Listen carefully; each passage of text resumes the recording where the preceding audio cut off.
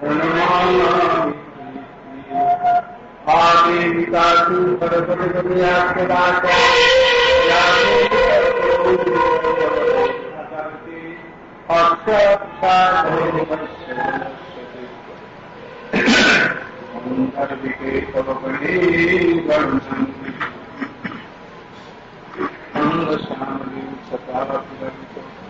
मंदे केन्द्रीवरं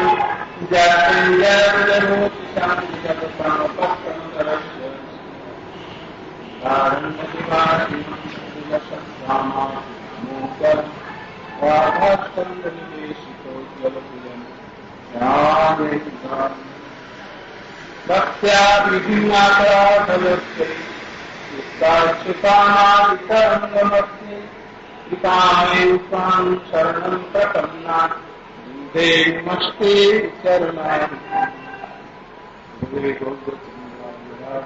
जय तदालये कृष्णाय कृष्णभक्ताय तद्भक्ताय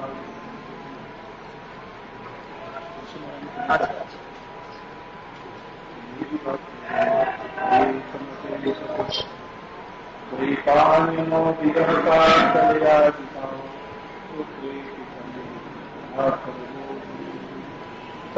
सर्वभूतैकम्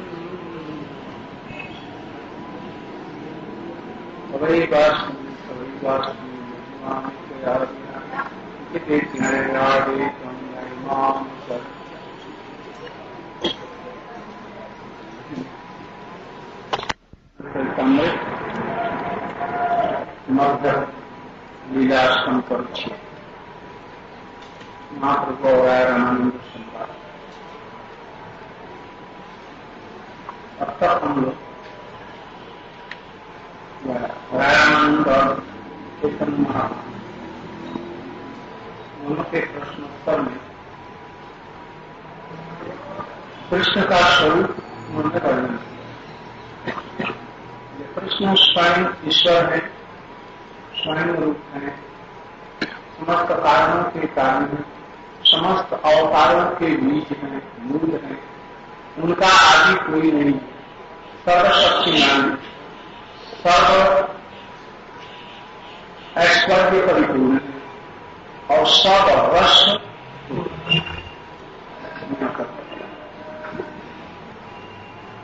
और वे प्रेम के विषय और आश्रय भी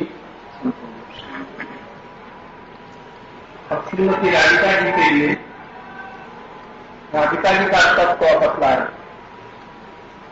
उसके लिए बतला रहे हैं। राधिका जी कोई एक साधारण स्त्री नहीं, कृष्ण एक साधारण पुरुष नहीं। कृष्ण के लिए तो बतला, राधा जी के लिए बतला रहे हैं। जो कृष्ण की एक पराशक्ति है, वही पराशक्ति अनंत रूप में प्रकाशित होने पर उसके अनंत नाम होते हैं। कहीं उस शक्ति का कायदे, कहीं उसका प्रकाश, कहीं उसकी छाया, कहीं उसकी विकृति, तरह तरह के रूपों में वो प्रकाशित। उनका काय रूप गोपियां हैं, उनका प्रकाश स्वभाव सत्यभामा रुक्मिणी इत्यादि और बैकुंठ में लक्ष्मी, सब उनकी ये अंश या प्रकाश या वैभव।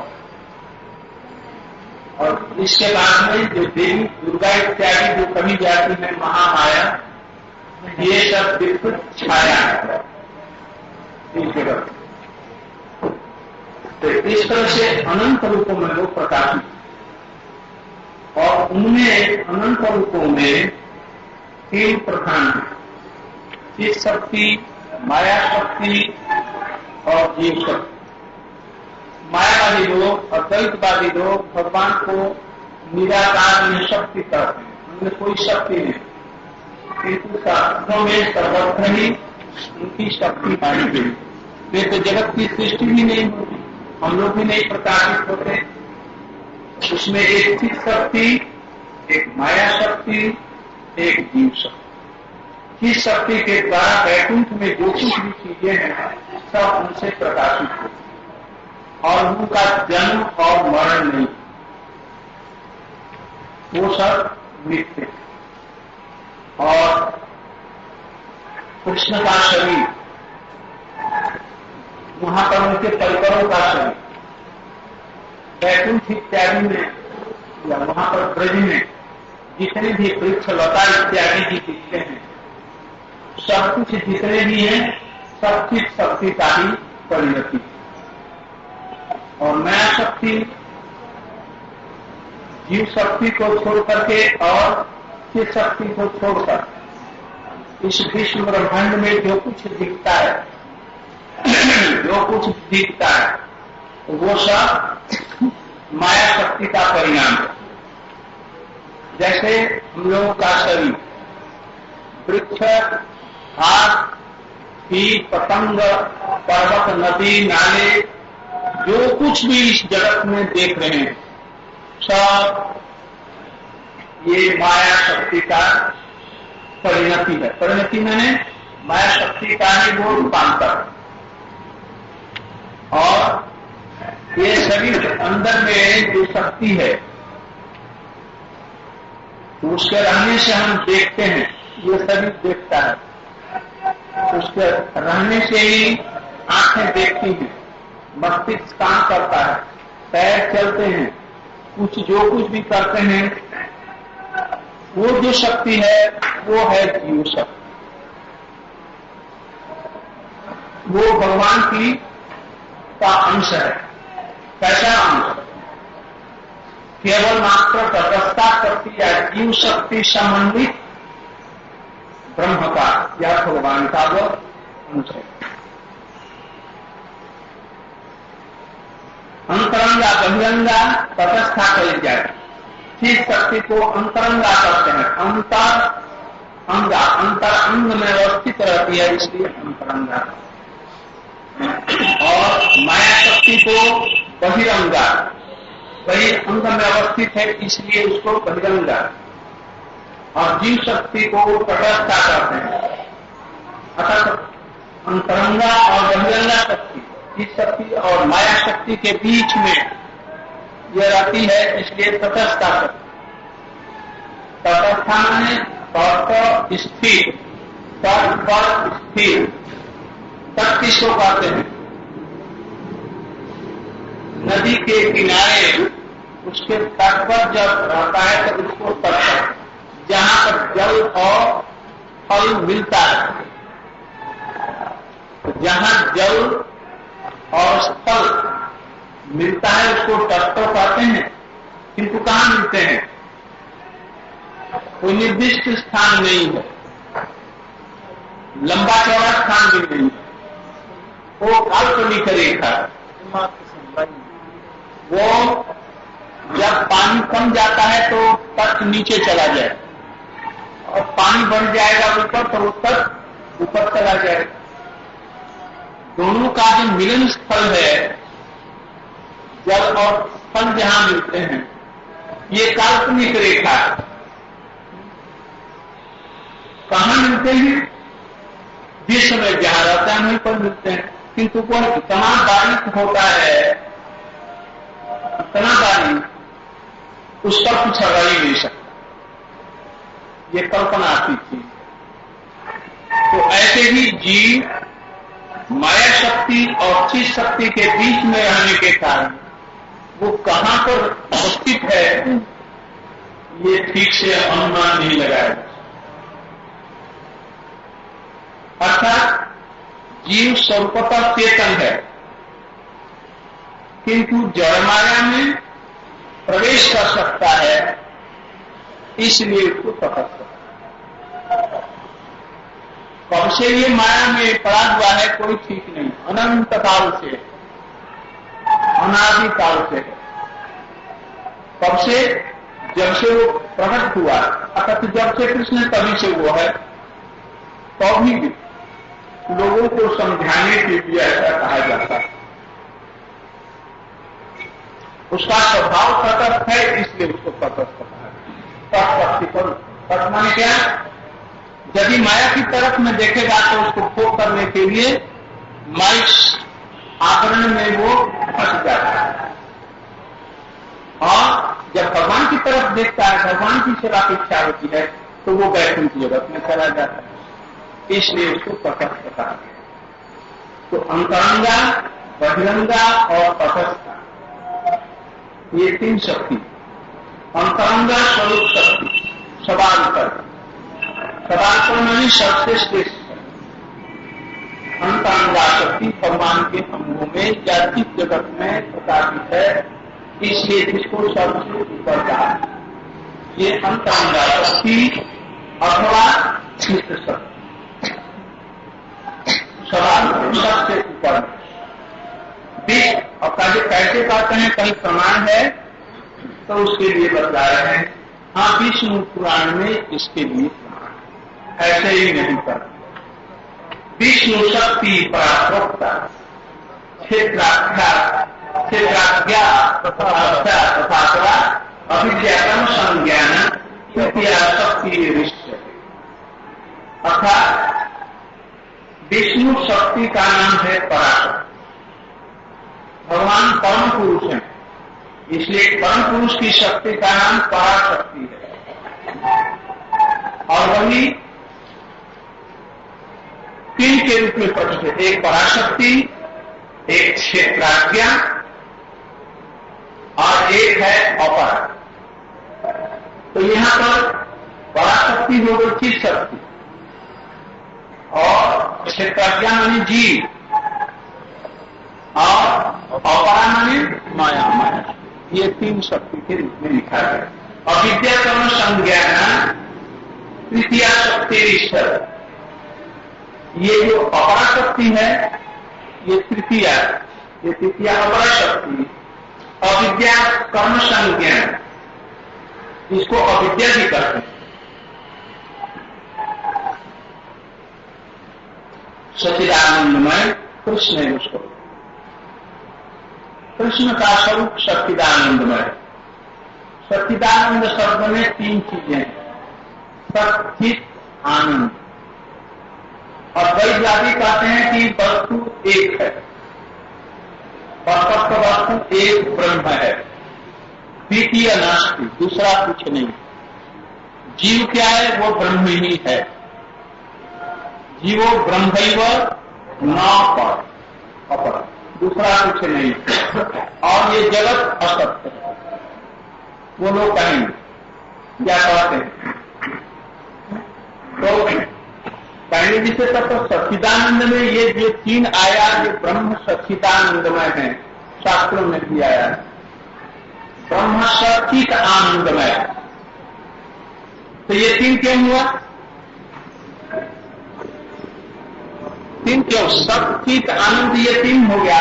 तुम कहते एकम एक अद्वितीय, एकम एवं अद्वितीय, दूसरा कुछ है ही नहीं, बस एकम एक ही है। तो यहाँ पर सच्चिदानंद में सच्चित आनंद ये कैसे हुआ?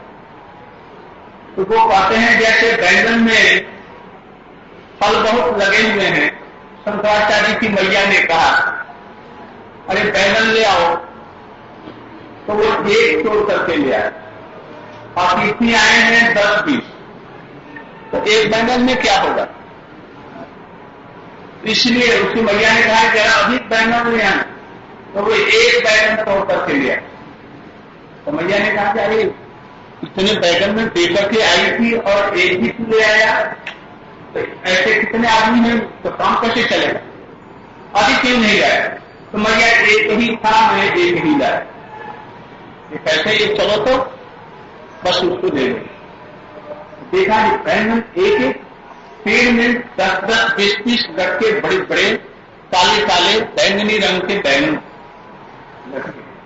अरे झूठ बोलना सीख लिया हमसे। एक दो कितनी से बैंगन लगे हैं? अरे नहीं भैया, एक एक एक एक एक ही तो 700 एक एकड़, एक ही बैंगन। और ये तो तुमको दिखाई नहीं पड़ता है, 1, 2, 3 नहीं जानता, बस एक पकड़ दे दिखाई नहीं पड़ता है तुमको। ये 10-20 बैंगन कितने लगे हुए हैं, वो है, उनको कहा जाता है अद्वैत का जो ठेठा,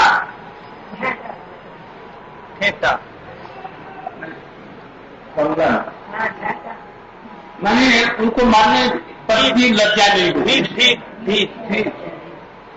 मारने पर भी कोई लज्जा नहीं, गाली देने से भी नहीं, कान कटे हुए। तो उसे कहा गया कि ये सच्चिदानंद को कौन कहा गया? तो सत माने जो होता है वही चित, सत माने सत, चित माने सत, आनंद माने सत, सब एक, तीन है नहीं, एक ही है। सच्चित आनंद तीन नहीं है, एक ही। तो ये तीन कैसे कहा गया? पहले कहा गया क्योंकि एक ही है, सत एक है, चित भी एक है और रूपी एक। मैंने तर्क वितर्क झूठ मूठ का बाल का खा उड़ाते हैं। सत और चित आनंद भगवान तीन प्रकार के हैं। जगत में जितना जो कुछ है यही तीन भागों में विभक्त हो सकता है, सत, चित और क्या? सत माने सत्ता माने क्या, और चित माने ज्ञान और आनंद। तीन ही चीज यदि सब विश्व को भाग कर दिया जाए तो ये तीन ही चीज है। किसी की सत्ता होगी और उसमें ज्ञान कुछ जरूर होगा और उसमें आनंद कुछ होगा, इसके अतिरिक्त और कोई सत्ता ही नहीं। ये तीनों चीजें सत्ता परिपूर्ण रूप में कृष्ण के अंदर है। तो सत माने सत्ता और चित माने ज्ञान और आनंद का आनंद ही है, सच्चिदानंद। ये तीन ये वृत्तियां हैं पराशक्ति की। उसमें जो चित कहा ना वही एक ही शक्ति पराशक्ति की तीन वृत्तियां हैं। कैसे? आनंद से राजनीति, आनंद अंश से राजनीति और सत अंश से संधि और चिद अंश से सत। उनकी शक्ति तीन प्रकार की, सत, चित, अंश। तो चिद अंश से संदित, संदित माने ज्ञान। ये ज्ञान ही पीछे भाव के रूप में परिणत हो जाता है। कैसे? जैसे मैं हूं, मैं कौन हूं? किसी का पुत्र, किसी का पति, किसी की पत्नी, ये सब भाव। यही भाव होने से तब प्रेम होगा। जब तक ये संबंध रूपी भाव नहीं होगा, यही भाव अंत में जाकर के कृष्ण के प्रति राजी होने पर ये आनंद का भाव। चिद अंश से संबित, संबित माने नॉलेज, ज्ञान। प्रारंभ से लेकर के अंत तक जितना भी ज्ञान होता है ये संबित। जैसे ज्ञान परिमाण रागिनी संधिनी संबित कहिए को सर्व संशय राग तापकारी विश्वास कोई नो गुणवत्ता। इस जगत में वही संबित संधिनी लादिनी किसी न किसी रूप में इस जगत में भी है। यहां पर इस जगत में राग तापकारी जो सुख का कारण है वही दुख का कारण हो जाता है। पुत्र नहीं था तो दुख है, पुत्र हुआ आनंद हुआ, और पुत्र कुपुत्र निकल गया तो क्या हुआ? अधिकांश रूप में ऐसा ही हो गया। उसी तरह से सभी कुछ इस जगत में पहले सुख के लिए कारण होता है, अंत में दुख का कारण होता है। क्या एक ही समय में मिश्रा, मिश्रा में सुख और दुख दोनों का कारण। श्रीमद् भागवत में बतलाया चित्रकेतु उपाख्यान में पुत्र हुआ खूब आनंद हुआ, मर गया बड़ा सुख। इसी तरह से सब जगत ये भरा पड़ा। इस जगत में पूर्ण रूप से शुद्ध रूप से राग माने आनंद और ये सब कुछ नहीं है इस जगत में। तो गुण युक्त, गुण माने सत्व, रज और तम, ये तीनों से मिले। विशुद्ध रूप में शुद्ध सत्व का कोई पता नहीं। उस जगत में दुख क्या है, सुख क्या है, ये कुछ लोग नहीं जानते। उस लोक में तीनों शक्तियां विशुद्ध रूप में अवस्थित होती हैं और कृष्ण में होती हैं। वहां पर ये माइक, गुण, दुख, शोक इत्यादि उसमें कुछ भी नहीं। अब ह्लादिनी, आनंदान से ह्लादिनी बदलाया उस शक्ति को, पराशक्ति को। कृष्ण के ह्लादिता के नाम, कृष्ण को आनंद प्रदान करती है, इसलिए उसका नाम है ह्लाद। ह्लाद, प्रहलाद, प्रतिष्ठ रूप से आह्लाद, आनंद। हम लोगों में क्या है, जड़ विषयों की अनुभूति करके या जड़ वस्तुओं को पाकर के हमारे हृदय में ह्लाद होता है और थोड़ी देर के बाद में वो वस्तु दूर हो जाती है, तो दुख करता है। वहां पर ऐसा कभी नहीं होता, वहां पर विशुद्ध रूप में सब समय रहता है। ह्लाद का काम ही है क्या, कृष्ण को आनंद दे। कैसे आनंद देता है तो वो उसी के लिए बता है। से ही शक्ति द्वारा सुख आस्वाद आत्मा, कृष्ण उसी ह्लादनी शक्ति के द्वारा आनंद प्राप्त करते हैं। सुख रूप कृष्ण करे सुख आस्वाद, कृष्ण सुख स्वरूप स्वयं है और उसी शक्ति के द्वारा फिर और भी सुख का स्वागत करते हैं। नवनुमायमान भक्त बने सुख दीते ह्लादिनी। इस ह्लादिनी के कारण ही ह्लादिनी शक्ति के माध्यम से जीवों को भी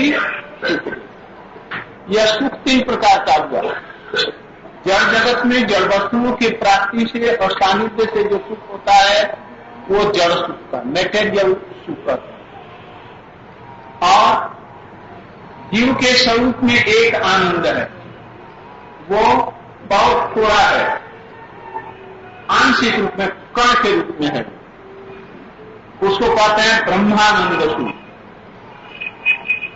और चित जगत में कृष्ण के सानिध्य में कृष्ण की सेवा से जो सुख पाया जाता है उसको कहते हैं प्रेमानंद। इसके 3 रूप, सत्ता भी वैसे 3 है। उस जगत में जीवों का जो स्वरूप होता है शुद्ध सत्व का होता है, उसका जन्म मरण नहीं होता है। और जीव स्वरूप में वो उसका स्वरूप बहुत अनंत है, वो माया के द्वारा आच्छादित किया जाता है और कृष्ण के सान्मुख करने से माया में नहीं पड़ता। और अभी हमारा जो स्वरूप है ये पंचभूत का स्वरूप है, यही शरीर, उसका तीर्थ करना। जानते भी हैं, शास्त्र भी पढ़ते हैं कि मैं यह शरीर नहीं, मरूंगा, तभी इसकी आसक्ति और मैं हूं ये भाव नहीं जाता। कांटा लगने से हम 1000 आदमी मुक्त हैं, कभी कांटे में हम फंसते जाएंगे और दुख और अपमान इसके लिए ये ऐसी। तो वो जो शक्ति है लादनी शक्ति, कृष्ण को लाद करती है, आनंद को बढ़ाती है और जीवों को भी कृष्ण से आनंद दिलाती है उनकी सेवा में। कैसे? लादनी तो शक्ति है, रूप कैसे हुआ? तो रूप हुआ ऐसे, लादनी 7 अंश प्रेमना, लादनी 7 अंश 7 प्रेमना। एक लादनी शक्ति है ना, ये आनंद है और उसमें संबित जो थी ज्ञान अथक भाव, ये मिल करके भक्ति हुआ, ये वृत्ति हुई।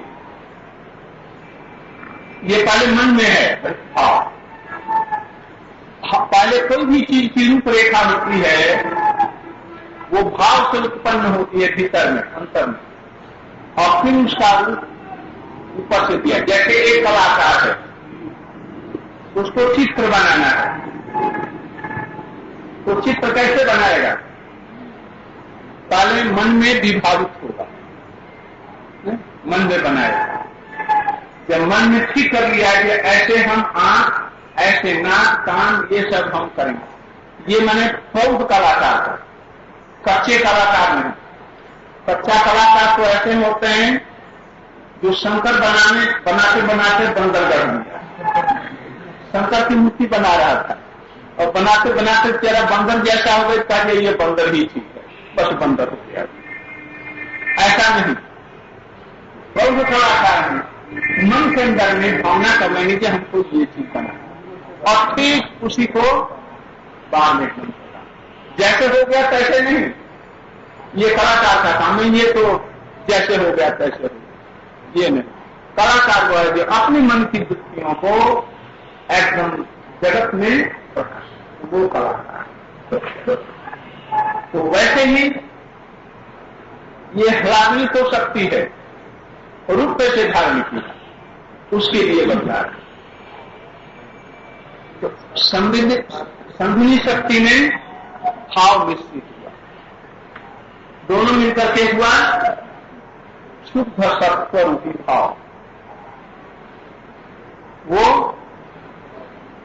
बहुत रूप में विभक्त होकर के जीव हृदय में प्रकटित हुआ, और उसमें स्थायी भाव, उसके ऊपर में विभाग अनुभाग सात्विक व्यभिचारी मिलकर के एक रस को प्रकट किया। उस रस का नाम हुआ प्रेम। वही प्रेम आगे बढ़ करके स्नेह, मान, प्रणय, राग, अनुराग, भाव और महाभाव। ये महाभाव रूप धारण करता है, और वही रूप धारण करके गोपी होता है, लाखों कोटि, और लाखों कोटि गोपियों का भाव सम्मिश्रण मिलकर के एक राधा जी।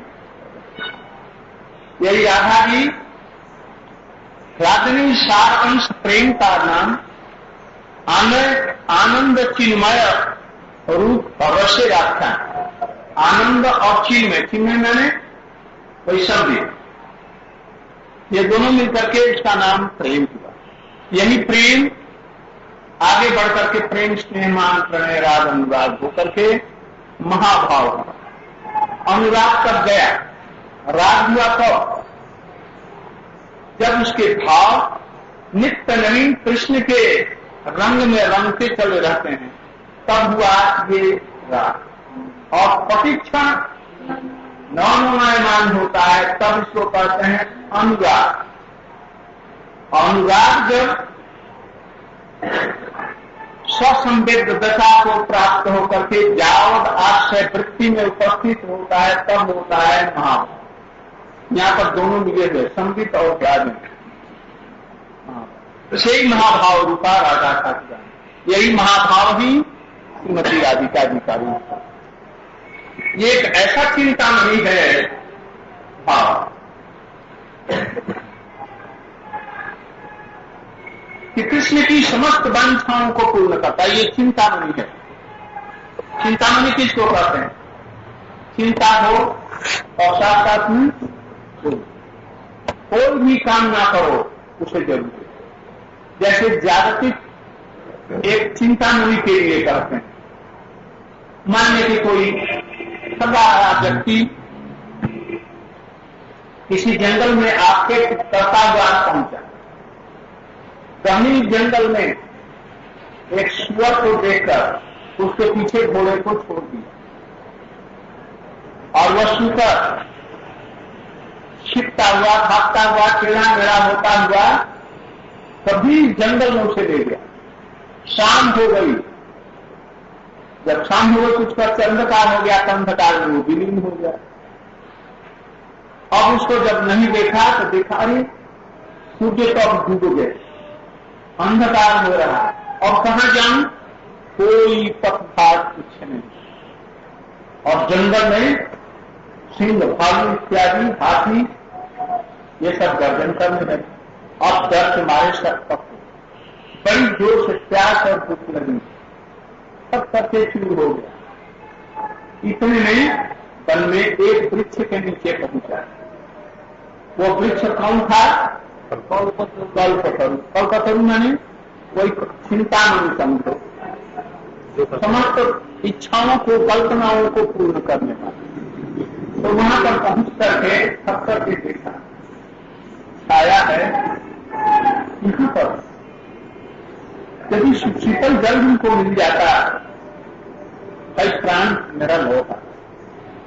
इतने में देखा कि उसमें शीतल पानी आ गया। पानी तो मिला क्योंकि यदि कुछ खाने को मिल जाता, तो इतने में देखा कि खाने के लिए जो कुछ आता था वही आ गया। बड़ा प्रसन्न, खूब खाया पिया।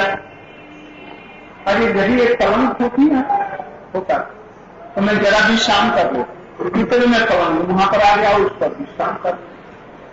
जब थोड़ा सा सो लिया, कहा था नींद खुली, फैन का रात्रि, बाघ सिंह गर्जन कर रहे, सोचा जी सारे कोई सूखना आ गया, इतने शत्रु सिंह था। जब आगे खड़े कहीं तुझे खा लो, ये तो जागतिक चिंतामणि या कहीं तो उतारिए और अपराधिक चिंतामणि की चिंता कीजिए। अपराधिक चिंतामणि कौन है?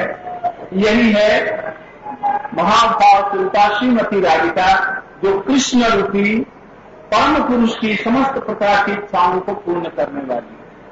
जो कुछ भी चाहेंगे ना वैसा, और किसी में क्षमता नहीं, न वैकुंठ में किसी को है और न तो ब्रज में है न कहीं, बस एक मात्र श्रीमती राधिका में ही ऐसा नहीं, उनको पूर्ण करता है। महाभाव तयोरूप उभय मध्य राधिका सर्वाधिका सर्वसाधिका महाभाव स्वरूपेयम गुणे अति बड़ी है। उभय जितनी ब्रज में गोपियां हैं उनमें समस्त गोपियों में राधिका और चंद्रावली को सबसे श्रेष्ठ, रूप में गुण में सभी, और उन दोनों में भी महाभाव स्वरूपा यम माने राधिका जी महाभाव स्वरूपा है। गुणों में सबसे अत्यंत श्रेष्ठ ये चंद्रावली से भी श्रेष्ठ है। कृष्ण की अत्यंत वल्लभा है, उनको भी मुग्ध कर देने वाली है, इसलिए ये सबसे श्रेष्ठ मानी। कोई महिला न समझना, वही महाभाव स्वरूपा इस रूप में सुन जाए। प्रेम स्वरूप दे प्रेम रखा।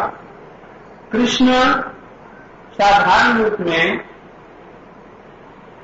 आत्माराम है और आत्मकाम, उनमें कोई भी कामना नहीं, उनकी समस्त कामना परिपूर्ण है, उनको किसी चीज का अभाव नहीं। हम लोग जितना भी पूर्ण हूं, हम लोगों में अभाव रहेगा नहीं, कुछ न कुछ अभाव रहेगा नहीं। कोई भी ऐसा जगत में नहीं है जो जन्म है उसमें वो अभाव रहेगा। चाहे वो कोई विश्व का सबसे श्रेष्ठ धनी भी हो जाए, एक दिन मरना पड़ेगा। मृत्यु का अभाव उसमें नहीं, रोग का अभाव नहीं, अभाव से ही उसके शरीर का दर्शन हुआ है, इसलिए जरूर है। और जीव भगवान का अंश है, इसलिए यह कभी पूर्ण होगा नहीं कि यह अभाव बना है, किंतु भगवान पूर्ण है, उनसे जितना जो कुछ भी निकलता है वो भी पूर्ण है, और जो निकलने वाला जो है वो भी पूर्ण है, और भगवान निकले हुए में पर भी पूर्ण है, इसलिए भगवान का पूर्ण है। किंतु जीव कभी भी पूर्ण नहीं हो सकता। तो प्रेम स्वरूप दे, किंतु कृष्ण में कोई भी इच्छा और वांछा नहीं, यह बात ठीक है। उनको कभी भी कमी नहीं है, उनको किसी से डर नहीं है, उनको शोक नहीं है, मोह नहीं है, कुछ भी नहीं। तब भी एक कमी है। क्या कमी है? नहीं, कमी यह है जब कोई भक्त उनको सेवा करने की कोई वासना करता है तो उसको भोगने की इच्छा उनमें हो जाती है। मान लिया कि मुझे प्यास नहीं है और एक छोटा सा बालक कोई यही लड़की छोटी सी बड़े प्रेम से दादू दादू दादू कहती थी या बाबा कहती थी, खूब अच्छा सुंदर सुशीतल जल लाए महाराज या पानी पी, मैं क्या करूं? थोड़ा सा तो पिलाई ले जाओ हटाओ, प्यास नहीं है, ऐसा कहूं तो लोग कहेंगे जैसे ये औरस। इसलिए जब लाई हमने हाथ से ले लिया, प्यास भी नहीं है, कभी मुख से लगा दिया, एक घूंट पानी पी लिया। ऐसे ही कृष्ण में किसी चीज की कमी नहीं है, किंतु उनका यही स्वभाव है, ये जथा माम प्रपद्यन्ते ताम तथैव, जो जैसा हमारी सेवा करने की अभिलाषा करता है उसकी उस इच्छा को उसी मुख में पूर्ण करता। उसकी इच्छा नहीं ये ठाकुर को खिला। एक लड़का था, उसके पिताजी थे, पिताजी ठाकुर की रोज सेवा करते थे, सावग्राम ठाकुर थे, उनकी सेवा करता था। रोज 5-6 मोटी मोटी रोटियां और सब्जी, कभी दाल, कभी दही, कभी माखन, कभी मिष्टी, वो ठाकुर जी को भोग लगाए। भोग लगा करके और ले आकर के उतार करके भोग प्रसादी, और फिर अपने सब लोग परिवार के सहित उसे खा लेते। एक दिन वो किसी 2-4 दिन के लिए बाहर जाने लगा, तो उसका छोटा सा बच्चा था। बच्चे को बुलाकर के, बेटा मैं जा रहा हूं, आज कोई पुजारी मिला नहीं, तो मेरे उपस्थिति में तुम ही ठाकुर को पूजा कर, और ये भोग ठाकुर जी के सामने रख देना, उनको खिलाते जाए, कोई तरह की कमी नहीं है। ये कहकर के वो चला गया। उसकी मैया ने रसोई बनाई, और रसोई बना करके वो रोटी और सब्जी दाल ठाकुर जी के सामने रख करके खड़ा हो गया। ठाकुर जी भोग को आरोगिए, 3 बार कहा, फिर आंख बंद कर लिया जैसे उसके पिताजी करते थे, और ताली बजाई और उनको आवेदन करके वहीं पर खड़ा रहा। 2-4 मिनट हो गए, फिर आंख खोला तो देखा ये उसको कुछ खाया नहीं जैसा था, कैसा पड़ा है। फिर उसने कहा, ठाकुर जी आप रुष्ट क्यों हैं? पिताजी का आपको देते थे, खा लेते थे, और मैंने दिया आप खाते नहीं, आप खा लीजिए। फिर आंख बंद किया, देखा जी खा ली, फिर आंख खोला तो देखा जी नहीं खाए। तो उसको बड़ी ग्लानि कि मैं पालक हूं और प्रेमी नहीं आता है, इसलिए नहीं। तो बिलक करके रोने लगा, जो प्रभु हमारे दिए हैं तो आप खा नहीं। जब रोने लगा तो अंतर से उसकी ये भावना, तो सचमुच में देखा जी ठाकुर जी ऊपर आए सावधान, और वहां पर बैठ गए, और हाथ उसमें से निकल आए, और निकल करके ठाकुर जी ने उसे उसके सामने देखा और सब खा लिया। जब पूरा खा लिया तो इसने हाथ हिला दिया। इसके बाद ठाकुर जी अपने आप सिंहासन पर गए। अब ये किसान होकर के चला गया, खाली सुन मैया को दे दी थाली। अरे रोटियां कहां गई? प्रसादी क्या? वो तो सब ठाकुर जी ने खा लिया। ऐसे 2-3 दिन हुआ। उसकी मैया भी बड़ी आश्चर्य थी। अब तीसरे दिन पिताजी, मैया ने कहा, ये तुम्हारा बेटा कैसा? तुम आता था तो प्रसाद ले आता, तब तो प्रसाद आता नहीं, सब कहता कि ठाकुर जी खा गए, न जाने कौन खा गया। तो वो आकर के कहा, अच्छा आज दो मैं छिप करके देखूंगा। तो छिप करके देखने लगा तो आज ठाकुर जी आ नहीं रहे। बच्चे ने कहा, जैसा आज ठाकुर जी आ क्यों नहीं रहे, आज क्या बात होगी? इशारे से बतलाए, तुम्हारे पिताजी छिप करके देख रहे हैं। इसने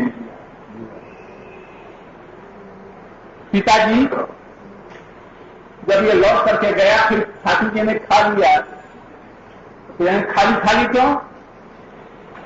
इतने दिन तक वो नहीं खा, आज खा लिए। तो सब बिगाड़ने लग गया। और ये सरल लड़का उनको दिया, ठाकुर जी ने ग्रहण कर। इसी प्रकार सरलता से, प्रेम से देने पर वो ग्रहण कर। कुटिल चित्त होने पर हम लोग का भी चित्त कुटिल और ऐसा बिना प्रेम से नहीं लेंगे। तो पिता का अंत में पिताजी को तो किया हुआ खाया नहीं और उन्होंने हस्तक्षेप किया, पीछे का जन्म उनका किया हुआ सर्वनाश।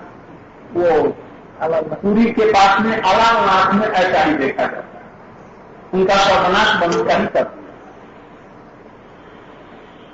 तो प्रेम जहां रहेगा उनको भूख होती है, यशोदा के मुख घर में सब समय भूखे, और नहीं तो यही ब्रह्मवादियों के लिए आत्माराम, आपका काम, उनको कोई काम नहीं, सावक राम जैसे बैठे हुए, और नहीं तो सनातन गोस्वामी के यहाँ कच्ची अभिजली जैसे तैसी खिचड़ी ही मांग करके, अरे कहेंगे तुम थोड़ा सा नमक तो रोटी के साथ में दे दो, उससे रोटी नहीं। ये प्रेम की बात है। तो ऐसा प्रेम होना बड़ा भारी कठिन है।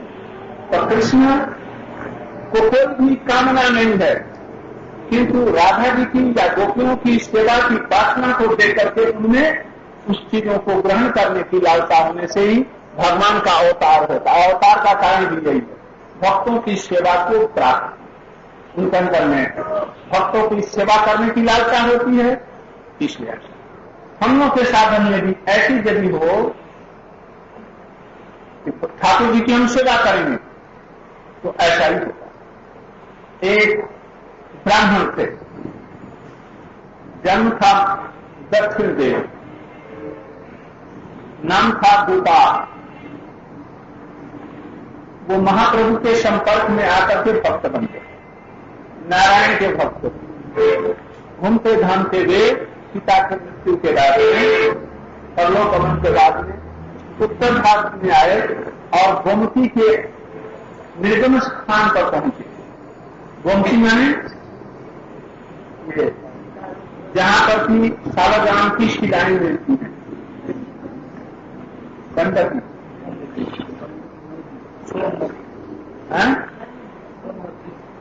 नहीं इधर निकली, तो वो गंडकी नदी जहां से निकलती है वहां पर बड़े सुंदर सुंदर सालग्राम निकलते हैं। सब पाइए, सालग्राम का चिन्ह है, उसमें सोना लगाया है और चक्र उसमें रहता है और सोना भी लगा रहेगा स्वाभाविक रूप में। तो वहां पर गए तो एक बड़ा सा उनको सालग्राम, उसको लेकर के वृंदावन में आए और वहीं पर उनकी उपासना कर रहे हैं। झूलन का दिन था, सभी लोग ठाकुर जी को झूला में झूला रहे हैं। इनकी भी बड़ी इच्छा हुई है, ठाकुर जी आपको झूले में कैसे झूला, आपका श्रृंगार कैसे करो। बड़े तेज होकर के सो गए रात। सालग्राम शिला से उनको क्या श्रृंगार करेंगे, उनको माला ऊपर से रखती, तुलसी ऊपर नीचे रखती, बस यही का श्रृंगार। तो रात में सोए तो उन्होंने कहा तुमको दुख हो रहा है, हमको श्रृंगार करके चढ़ाएगा इसकी, जाओ देखो जी हमारा कितना सुंदर रूप है, अभी जाओ, अभी पशु की नींद खुली। और जाकर के उन्होंने सालग्राम की बिटिया को, उन्होंने बिटिया को ऊपर से कपड़ा हटाया, देखा जो सहन किए हुए कौन, राधा रमन जी, वही सालग्राम जी भी। जब देखा और उलट करके ऐसे चित्त सोए हैं, एक मुखमंडल, यहां पर बंसी के लिए ऐसे हाथ किए हुए और कमर बंकी और पैरों पर पैर रखे हुए, देख करके आश्चर्यचकित हो गए, प्रेम में भर गए, गदगद हो गए। खड़ा किया, देखा गोविंद गोपीनाथ मदन मोहन तीनों विग्रहों का की आकृति उसमें खड़ी हुई। गोविंद जी के चरण, गोविंद जी के चरण और गोविंद जी के वस्त्र और गोपीनाथ जी का एक विग्रह के अंदर उसका श्रृंगार किया और झूले पर रख करके और उसको झुलाया। दूसरे कृष्ण प्रेमे स्वरूप दे प्रेमे भावी कृष्ण प्रयासी से इसकी जगत नीति दी। ये राधा जी कौन है, वही जो सेवा करने की प्रवृत्ति है, जो प्रेम से वही महाभाव का स्वरूप है। ये ये कोई स्थूल नारी या महिला या स्त्री या किशोरी नहीं है। कोई भी किशोरी भी हो, सब रूप में कृष्ण के चित्त को परिपूर्ण रूप से पूर्ण नहीं कर सकती। यहां तक कि लक्ष्मी भी नहीं कर सकती, सत्यभामा और रुक्मिणी भी नहीं कर सकती, समस्त गोपियां भी नहीं कर सकती हैं। इसलिए सब गोपियों को छोड़ करके एक राधा को लेकर के वो अंतर्हित हुए थे राष्ट्र। इसलिए कृष्ण की प्रेयसी श्रेष्ठ प्रेयसी आनंद चिन्मय रस प्रतिभाविता भी जय मन रूपतया कलाभि गोलोक एवं सप्तशिला कुरुतो गोविंदमादिपुरुषं तमहं भजामि। आनंद चिन्मय रस प्रतिभाविता, ये गोपियां क्या हैं? आनंद चिन्मय रस, उसकी प्रतिभावित मूर्ति स्वरूप प्रतिभाविता भी ताभिर्य एक निज रूप तया कला। ये कृष्ण की कलाएं हैं। कलाएं मैंने क्या अंश नहीं, कलाएं मैंने उनकी स्वरूप शक्ति। सच्चिदानंदमय जैसे कृष्ण है, निज रूप तया कृष्ण का जैसे सच्चिदानंदमय रूप, उनकी ये जो कलाएं हैं गोपियां, और उन्हें जो सबसे प्रधाना है वो कृष्ण स्वरूप रूप, कृष्ण जैसी रूप। प्रतिभाविता, प्रतिभावित मैंने क्या? भीतर में विभावना के द्वारा उनकी सेवा की विभावित वो अपने रूप के समान ही उनकी कलाएं अर्थात शक्तियां।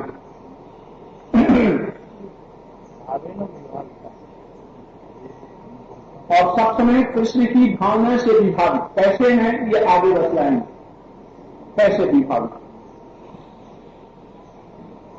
गोलोक में वो कृष्ण आदि पुरुष जो गोविंद हैं, निवसत अखिल आत्मा भूतो, इन सब के साथ में क्रीड़ा करते हुए विलास करते हुए जो नित्य वृंदावन में स्थित हैं, वो कृष्ण, वो गोविंद आदि पुरुषम तमहं भाई चिंता में मैंने अपने रूप प्रतिभावित वो मूर्तियां, ये गोपियां हैं। जब ये कोई स्त्री इत्यादि नहीं, उनके साथ में नित्य निवास करते हैं जो लोग वृंदावन धाम में, वो गोविंद जो है वो आदि पुरुष हैं, उनकी मैं वंदना भजन करता हूं। से महाभाव है चिंतामणि सा। और महाभाव कैसा है? चिंतामणि। तब कृष्ण जैसा चिंता करते हैं वैसा ही हो जाता, कृष्ण जैसा चिंता। उन्होंने इच्छा की ये रास हो, साथ ही साथ में रास इच्छा की राधा जी की श्रेष्ठता संपादित हो। तो कैसे श्रेष्ठता संपादित हो? उसी का नाम है रास, श्रेष्ठता संपादन में।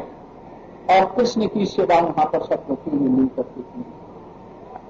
चिंतामणि सा, चिंतामणि भी नहीं, चिंतामणि का सार। किसी एक व्यक्ति को एक चिंतामणि मिली और किसी को 10 मिली, तो श्रेष्ठ कौन हुआ? 10 बार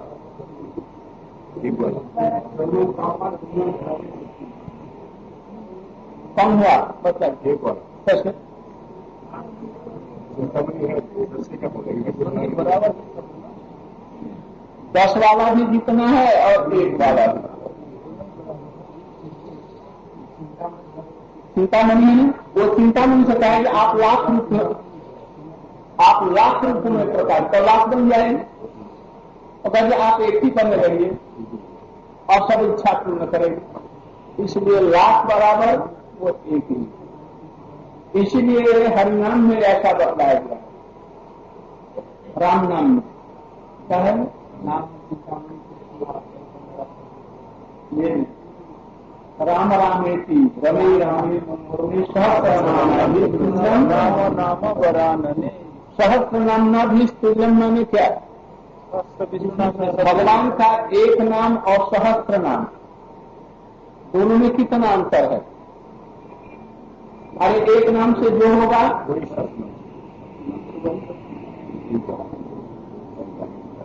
इसलिए वहां पर सभी पूर्ण है, सभी चिंता मनुष्य है। अभी रस की दृष्टि से कुछ विशिष्टता है। कृष्ण नाम 3 राम नाम 1 कृष्ण नाम उसके बराबर होता है। सहस्त्र विष्णु का नाम, जैसे विष्णु सहस्त्र नाम पढ़ते हैं, विष्णु का 1000 नाम 1 राम नाम के बराबर, और 3 राम नाम बराबर होगा 1 कृष्ण। राम नाम कहने से संसार से वो पार कर देंगे और सागर को, और कृष्ण नाम कहने से संसार से पार करके और तब कृष्ण प्रेम दे, इसलिए वो तारक है। और कृष्ण नाम तारक और तारक माने तारने वाले और तारक माने प्रेम देने वाले। कृष्ण का नाम तारक और तारक दोनों है, और राम नाम किंतु जब राधा रमयती राम जब होगा तो उस प्रेम से भी अधिक कुछ देने वाला बन जाए, तो वो पारक से भी अधिक पारक हो जाए। तो कृष्ण वंशा पूर्ण करे यही कार्यता। महाभाव ये उज्जैन मणि में ये सब उदाहरण के साथ लिखते हैं कि कैसे कृष्ण की इच्छाओं को चिंतामणि होकर के पूर्ण करते हैं। ललिता शक्ति कहा काय बिहू, ललिता इत्यादि सखियां उनकी काय बिहू, काय बिहू माने अलग अलग उनके शरीर में।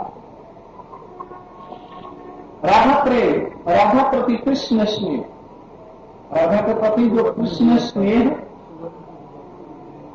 सुगंधी पूर्वक ताकि सुगंधी देव उज्जवल। राधा जी के अब अंगों का वर्णन करते हैं कि क्या है। हमारे अंगों में मट्टी, जल, अग्नि, वायु और आकाश मानी शून्य, ये 5 चीजें हैं इस शरीर में। राधा जी के अंगों में क्या चीज है, किस चीज से बनी है? महाभाव। महाभाव माने कृष्ण के प्रति जो भाव है वही महाभाव का है। वो कृष्ण भावित ज्ञान की इंद्रियता, कृष्ण के प्रति उनका जो प्रेम है, स्नेह है, मान है, प्रणय है, राग, अनुराग, भाव, महाभाव, वो एक एक अंग श्रीमती जी का। जैसे कपड़ा है, कोई कपड़ा सूती है, कोई नाइलॉन होता है, नाइलॉन, कोई ऊनी कपड़ा होता है, कोई रेशम का कपड़ा होता है, कोई आजकल कितने कितने तरह की चीजें हैं जो कपड़े। उसी तरह से राधिका जी का जितना शरीर है वो सब महाभाव का ही सब बना हुआ है। राधा प्रति कृष्ण स्नेह सुगंधी होता। रघुनाथ दास गोस्वामी ने प्रेमांब भोज मकरंद स्तवराज, स्तवराज है वो। स्तवराज माने क्या? समस्त स्तव का राज। जितना रघुनाथ दास गोस्वामी ने स्तव बनाया है उसका स्तव का ये राजा है। और स्तव के स्तव स्तुति करने से जो फल हो ये स्तवराज राधा प्रेमाम भोज मकरंद ये है। इसका यह राधा जी को और कृष्ण को दोनों को प्रसन्न कर देता है, इसलिए इसको स्तवराज कहते हैं। इसमें ये रघुनाथ दास गोस्वामी ने वर्णन किया है किसके लिए? साधकों के लिए। कभी भी जड़ीय भाव राधा जी में कभी अरोप कोई न करे और इसी रूप में उनकी भावना है। पहले तो साधन में राधिका जी के चरण में जितने चिन्ह हैं ना, उसको पहले स्मरण कर होगा। इतने गर्मी है कि चरण कमलों की मृदुता और कोमलाई और लालिमा की चिंतन कर, ये तो बहुत पीछे की बात है। पहले ये भी छोड़ो, पहले हरि नाम कर, रुचि के साथ में प्रीति के शरीर उनकी कथाओं का श्रवण करे और कुछ साधन बदल करे। हम लोग सब करते हैं अपने लिए, अभी करना सीखे किन के लिए? भगवान के लिए करना सीखे। अभी बाजार कभी जाते हैं सवेरे, किसके लिए? अपने लिए कर। अभी भगवान के लिए बाजार करना सीखिए कि कैसे भगवान के लिए बाजार करना। भगवान के लिए अच्छे अच्छे फल, अच्छी अच्छी सब्जियां, अच्छे अच्छे कपड़े, सब कुछ उनके लिए। घर बनाए ना तो चिंता करें हम इसमें ठाकुर जी का घर सबसे उन्नत और सबसे अच्छा किस रूप में बनाए, जिसमें ठाकुर जी की सेवा के लिए हम लोग सेवक हैं और हम के लिए ये सेवक हैं ठाकुर जी के लिए। ऐसे करते करते करते करते ये अर्चन मार्ग है, फिर भाव मार्ग आएगा, तब इसके बाद में प्रेम आएगा, तब ये सब चिंता है। ये कारण इसलिए इसको सुन करके किसी जन्म जन्मांतर में यह बीज हो जाए अपनी भजन करते करते करते, तो फिर यही व्यात्मही रूह का रूप धारण करें। इसलिए इसको दे रहे, इसको चिंतामणि समझना। ये सब ये कहते हैं कि चिंतामणि, यदि चिंतामणि थे उसमें अपने हृदय में इसका हमने बीज बो दिया और ऐसे ही साधन भजन करते रहे तो उसके लिए संसार तुच्छ हो जाए और कृष्ण ही वशीभूत हो जाएंगे। इसीलिए कह रहे हैं राधा के प्रति कृष्ण का जो स्नेह है वह राधा जी के लिए सुगंधी बर्तन के समान है। बर्तन में क्या है? उबटन। स्नान करने के पहले तेल या उबटन लगाया जाए, इसलिए सुंदर बनने, त्वचाओं को कोमल, शक्तिशाली और सुंदर बनाने के लिए ये सब चीजें लगाए। विशेष करके बच्चों को वो कौन सा तेल? ऑलिव ऑयल लगाते हैं। इसलिए या काली लड़की हो तो पहले ही से चिंता करते हैं कि इसको कैसे सुंदर बनाए। कलकत्ते बंगाल की लड़कियां जो कुछ काली होती हैं या लड़के, वो रोज गंगा में स्नान करते हैं। इसलिए वो गंगा का जो पानी है ना, मटमैला वहां का, वो यदि लगेगा ना बार बार स्नान करते करते काज में क्या उसमें क्या गुण है, वो पूरा बना तो लोग स्नान करते हैं। तो ऐसे ही आप वहां के लोग बिना तेल लगाए हुए नहीं करेंगे। तो इसलिए ये कह रहे हैं कोई भी हो व्यक्ति अपने सौंदर्य को निखारने के लिए अबाता, बंगाल अबाता कहते हैं, अबाता, चाहे वह सरसों का हो, कुमकुम उसमें मिला करके हो या किसी का हल्दी चूना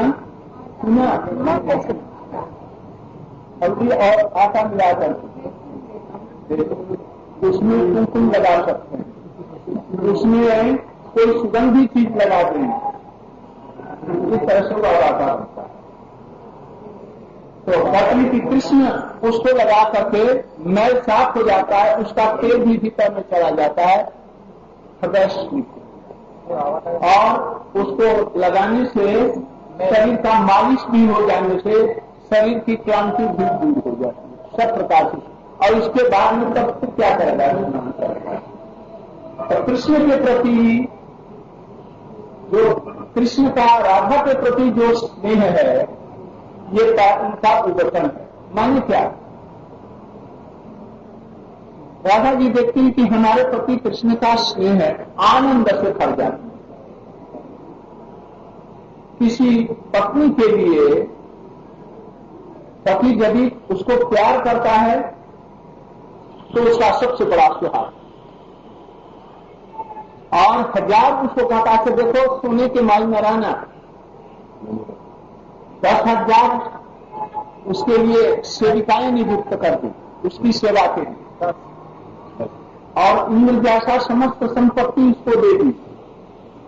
किंतु पति कभी उसके साथ में बातचीत नहीं करता है, न उसके पास आता है, न प्रेम करता है। खाने पीने की सब चीज की सुविधा कर दी, और पास ही में एक कुटी में रहने वाली एक स्त्री के प्रति वो प्रेम करता है। ये दोनों में कौन सा अच्छा रहा? जिसको वो प्रेम करता। यही राधा जी का, कृष्ण का जो प्रेम है उनके लिए ये पहला उद्घाटन है। तो उनका शरीर क्या है वो आगे बताएंगे। ये तो उपटन भी कृष्ण का, कृष्ण राधा के प्रति स्नेह। प्रमाण क्या रहा? राधाया प्रति राधा कृष्ण प्रणय विकृति रागनी शक्ति स्मार्ट एकावती भूपुरादेव चैतन्याख्यातम राधा भाव नौमी कृष्ण। ये चैतन्य महाप्रभु की आज से लीला हो रही। जो जाएगा बिना रोए आएगा नहीं, जो जाएगा जरूर रोएगा, कुछ न कुछ जरूर रोएगा। विशेष करके आजकल पूरी लीलाएं हो रही। अभी सन्यास का आएगा, सन्यास के पहले सबको रुलाएंगे, सन्यास के बाद सब समय रुलाते। यही महाप्रभु ये है कौन? उसी के लिए ये बतला रहे। राधा कृष्ण प्रणय विकृति, कृष्ण की प्रणय की विकृति का नाम, प्रणय की विकृति क्या है? रागिनी और उसका महाभाव।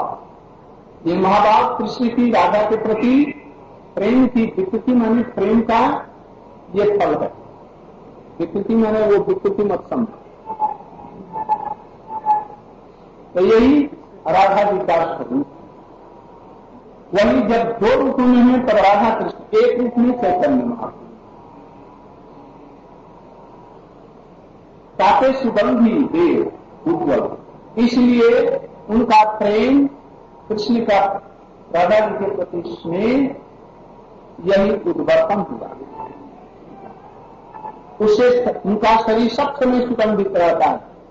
जहां यदि राधिका जी रहेंगी, चारों तरफ में वो गंध राधा जी के गंध से भरपूर हो जाता है। कुछ समझ जाते हैं कि राधा जी यहां पर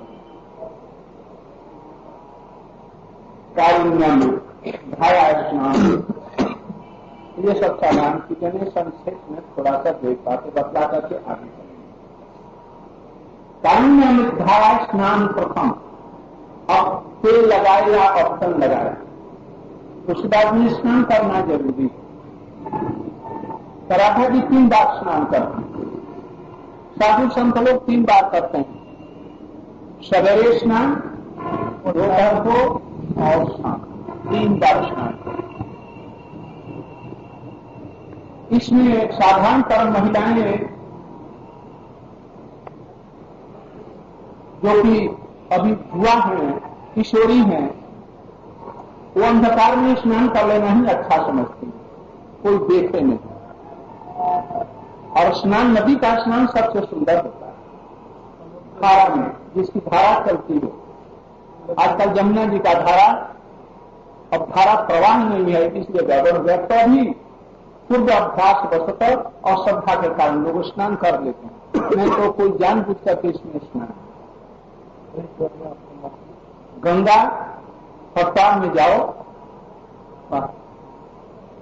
जाकर के पानी अधिक नहीं, एक धारा उसमें अधिक पानी और धारा वाला अलग कर दिया है, और एक धारा हम लोगों के मत से बहती है, उसमें पानी थोड़ा सा ही बार है, पानी एकदम निर्मल देख करके आदमी को इच्छा अधिक कर सकते हैं। महिलाएं तो सवेरे देखेंगे कि कोई आदमी अधिक नहीं है, पुरुष लोगों का भी आना जाना नहीं है, उसी के बीच में जाकर के स्नान कर लें। इसलिए वो जाकर के सवेरे उसमें डूब करके खूब आम के साथ में धारा में स्नान करें। ये बतला रहे हैं कारुण्यामित धाराएं स्नान प्रथम। दया की 3 संधियां होती हैं। प्रथम कैशोर, मध्य किशोर और अंतिम किशोर। वयसंधि, इसके बाद में नव किशोर और इसके बाद में यौवन उद्गम होने से पहले एक व्यक्ति। प्रथम स्थान कारुण्य। कारुण्य किसको कहते हैं? दूसरे के दुख को देखकर के हृदय का द्रवित हो जाना ही करुणा। जिसका दूसरों का दुख को देख करके हृदय से हृदय द्रवित नहीं हो जाता, मनुष्य नहीं है। मनुष्य का प्राणी तो जनरली मनुष्य है। जिसका जितना ही अधिक द्रवित होता है उतना ही उसमें दया समझे, और यही भीतर का सौंदर्य है। करुणा का और अपराधिक क्षेत्र में इसका और भी व्यापक अर्थ है, बहुत व्यापक अर्थ। बचपन में कोई सुंदर या सुंदरी हो तो वो चंचल होती है या चंचल होता है। इधर उधर दौड़ते रहेगी, कोई भी बात नहीं, कपड़े इधर उधर जा रहे हैं, कोई भी बात नहीं। अभी छोटी सी बालिका है या बालक है, घूम रहा है। हमने तो देखा 10-11 वर्ष तक बच्चे हम लोगों के समय में नंगे रहते थे, कोई बात नहीं। लड़कियां भी वैसे ही 8-10 वर्ष तक कोई पैंटलून और कुछ पहनाने की कोई जरूरत। आजकल तो जन्म लिया बच्ची ने साथ साथ में उसको लगा देते हैं कपड़े से, झिंगली से खतरे। कलयुग होता चला गया ना, भावना ऐसे पीछे छोटी चली। भाई और बहन दोनों एक साथ में बैठ करके रिक्शा में जा रहे हैं, दूषित नजरों से लोग देखेंगे इसको ला करके ले जा रहा है, इसका तो कोई भावना ही नहीं आएगी। गंदी भावना ऐसी लोगों की, उस भावना से मत देखिए, इसको प्रेम की भावना से देखिए। तो बचपन में बाल्यकाल में चपलता रहती है, धीरे धीरे धीरे धीरे पौगंध भाव आया, उसमें अंग थोड़े से स्थूल होने लग गए और उसमें सुंदरता इत्यादि बढ़ते चली गई। अब ये जब वैसंधि में किशोर के दरवाजे पर पहली पर जो पदार्पण किया तो वो जो चंचलता थी अब धीरे धीरे केवल आंखों में आ जाती है चंचलता, और शरीर की चंचलता स्थिरता, उसमें आंखें चंचल हो जाती हैं। ये राधा जी के लिए वर्णन करते हैं और लोगों के लिए, और में साधारण उसमें काव्य इत्यादि नहीं कर रहे हैं। उसमें कह रहे हैं उसमें करुणा बरसती है। करुणा माने क्या? आंखों से भी करुणा, शरीर से मुखारबिंद से करुण भाव, यह रस का दीपक है, ये प्रथम भाव में करुणा। इसलिए कहते हैं कारुण्य की धारा में, करुणा की धारा में वो स्नान कर, कृष्ण का उत्तर लगाया प्रेमिका, और वो कारुण्य में, कारुण्य किस लिए? कृष्ण दर्शन के लिए। अभी पूर्व राग हो रहा, वैसंधि में पहले तो ये पूर्व राग हो, पूर्व मांगे कृष्ण के दर्शन करने के लिए अत्यंत उग्र व्याकुलता उनमें अंदर आकुलता व्याकुलता, वो तो कम था, उसमें करुणा रहती है। इस करुणा के लिए कार्य करुणा की धारा में पहले द्वारा स्नान करते हैं, और फिर और थोड़ा सा मध्य में कारुण्यामृत, अब और भी कुछ बढ़ गई तब धारा मध्यम स्नान। इसके लिए बताया जो वो काम अधिक रहता है और लोगों का आगमन नदी के घाट पर अधिक हो जाने से वो बाहर में निकल करके नदी के किनारे स्नान न करके दासियों के द्वारा जो पानी लाया गया है घर में ही बाथरूम में बैठ करके गोपनीय स्थान में बैठ, माने क्या? कृष्ण की, राधा जी की जो सहेलियां हैं ललिता, विशाखा, चित्रा, रूप में कृष्ण का गुण वर्णन कर रही है। दो कर्ण कब बरहा पीड़म नटवर कर्णयो कर्णकारम विकृतवासन कपिशम भय जयंती समालम अरंध्यान बरेण अधर सुधया। ये श्लोक का वर्णन करते हुए और कृष्ण के गुणों का वर्णन, और इन आंखों का एकमात्र यथार्थ फल कृष्ण दर्शन के अतिरिक्त और कुछ नहीं। जो कृष्ण पंथ में बांसुरी बजाते हुए सखों से परिवर्तित होकर के गायों की मंडली लेकर चल रहे हैं और बलदेव प्रभु के पीछे पीछे बंसी बजाते हुए मुस्कुराते हुए अपनी आंखों से कटाक्ष छोड़ते हुए चलने जा रहे हैं। इन आंखों का यही फल है, उनका यह दर्शन किया जाए। तो यदि जन्म होता तो मृगी होकर के आने से अच्छा होता। उनके पति भी उनको लेकर के कृष्ण दर्शन के लिए प्रेरणा दे, चलो चलो दर्शन करने के लिए। तुम्हें कोई क्या कह लेगा, हम तुम्हारे पीछे। वो जी भर के समय भर से कृष्ण की तरफ में देखती है और पति उनको ये छेद कर उनको ये देते हैं, अवसर देते हैं। हम लोगों के पति और सब लोग बड़े बाधा देते हैं। इसमें मर करके मृगी होना अच्छा है जो कृष्ण का दर्शन सब नहीं करते। और आकाश में बादल होकर के हम यदि जन्म दे लेते तो कृष्ण जहां जाते हैं हम छाया उस पर करते हैं और कृष्ण के ऊपर में थोड़े थोड़े सुंदर शीतल भूतों को इसी तरह से करते। इसके द्वारा क्या हो रहा है, कृष्ण कितने सुंदर और मधुर हैं, राधा जी को प्रेरणा दे रहे हैं और उसकी धारणा में स्नान करने से कृष्ण के प्रति प्रेम उनका, इसने उनका सौंदर्य किया। ये दूसरा स्नान हुआ। और रामान्वित हरा तरु पर स्नान, संध्या के समय में फिर स्नान।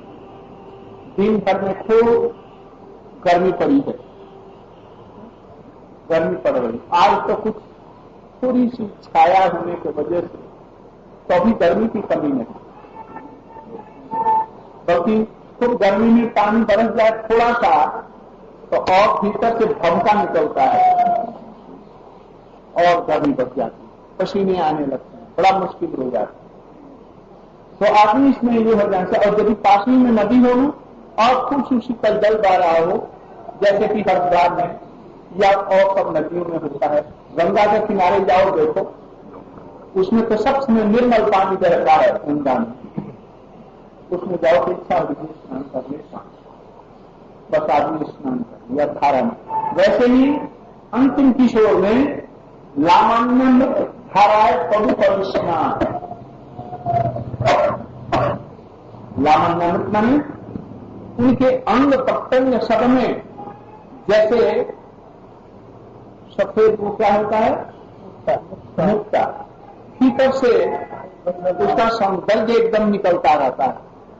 ऐसे पानी में स्नान जब धारा में स्नान को किया, सब गर्मी उसकी निकलता एकदम दूर हो और उसके अंग शरीर जब पानी में थोड़ा सा जहां तल करता है, ठीक उसी तरह से राधा जी के उस समय में के अंग जो है कृष्ण के द्वारा प्राप्त जो लावण्य है उसमें एकदम स्नान कर समस्त अंग लावण्य में उसमें कृष्ण उसको देकर के अत्यंत मुक्त हो जाए। माने ये सब कृष्ण संबंधी उनका हाव भाव, कपड़ा, वचन, अलंकार जो कुछ है सब राधा। ये साधक प्रेम की स्थिति में जब उसको भाव उत्पन्न हो जाए तब की स्थिति में ये सब साधन भजन में ये सब सहायक अरागानुगा भक्त मंजरी के भाव। अभी हम लोग इसकी कल्पना नहीं कर सके। भजन करते करते किसी दिन जब विष्णु जीवन में वो क्षण आएगा तब इसकी महिमा मालूम होगी कि उन्होंने हमारे लिए त्याग दिया है रघुनाथ दास जी। जैसे एक पिता अपने पुत्र के लिए जमीन को खोद करके लाखों अशास्त्री मोती हीरा जवाहरात भर्त करते रहते और उसको पता नहीं, वैसे हम लोगों के लिए इन महात्माओं ने